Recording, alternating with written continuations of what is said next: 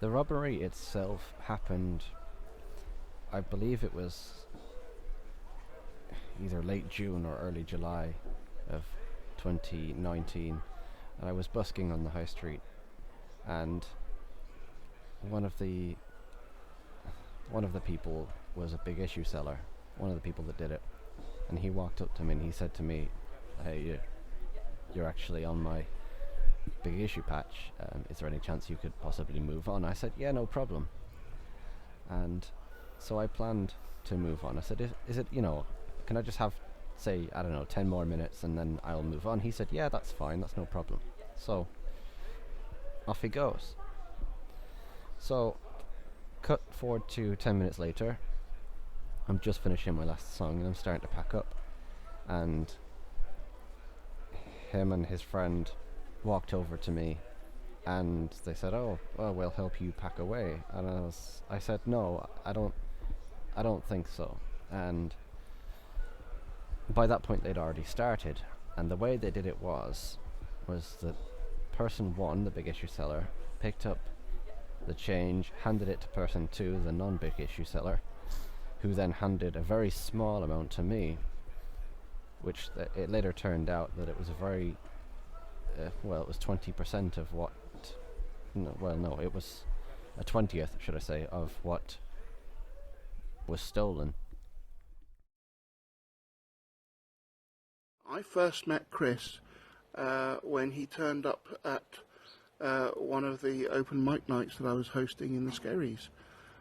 I was horrified when I heard that Chris had been robbed.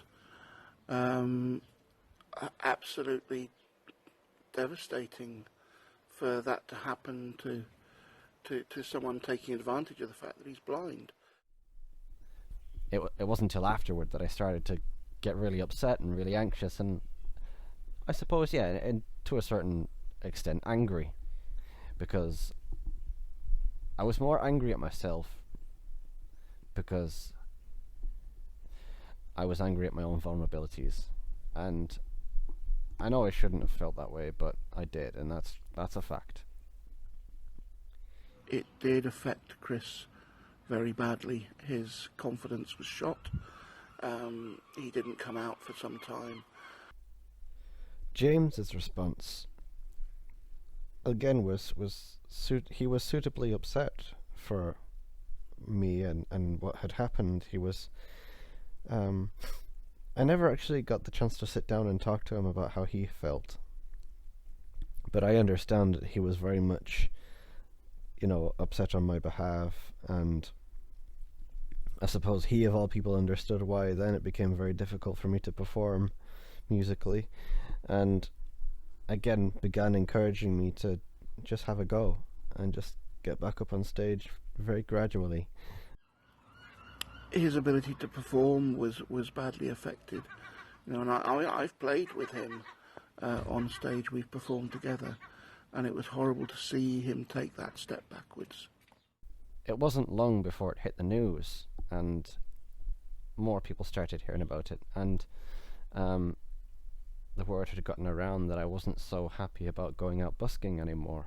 And so I believe one of the news outlets started a fundraising page, and when I'd heard about it, I was humbled, because within hours it had raised over £500. I was thinking, jumping Jesus, that's more than I make in a week. And honestly, it got to the point where in 24 hours it was cresting upward of £1,000. And over the preceding weeks, it had raised to the point of, I think, £1,500. And another one of my friends, Duncan, he offered to play a set with me, which it helped me immensely, actually. And I remember my first night back out doing the open mic in the Skerries. There were a fair few people there, and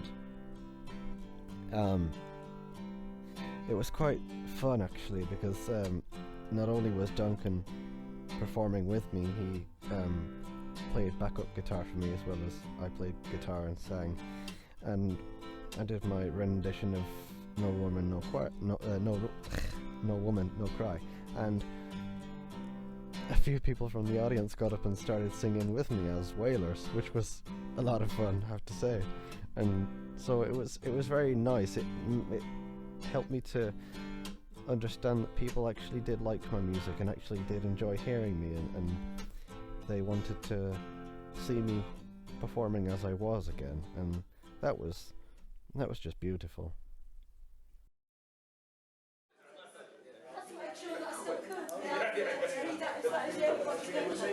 I read something this morning that really rationalised the entire journey for me, and that is this. There was a farmer, and judge it or not, but he was a ganja farmer, and every season, he grew other crops as well, but every season he would always give a seed to each one of his neighbours, and somebody asked him, well, how can you afford to give out these seeds at the end of the season, and what's in it for you? And he said, well, you see, because the plants that I grow are so potent, if I give out the seeds from this plant to the other people, then the pollen from my plant will grow across their plant, and vice versa. And so when the pollen from good potency plants circulates, then the plants will remain potent. However, if you fail to do so and you grow less, the more inferior plants next to a good plant, then the superiority of the original plant will decrease. Basically what I'm trying to say is, you give what you get.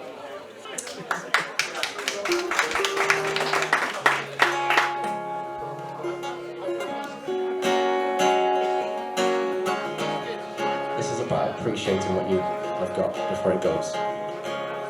Doing what you love has a high price to pay. Some put on a suit, but he went the other way.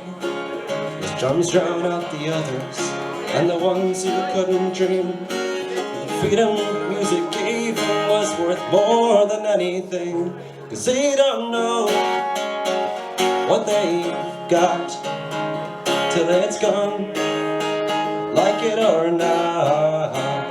We live on love, try to do what's right.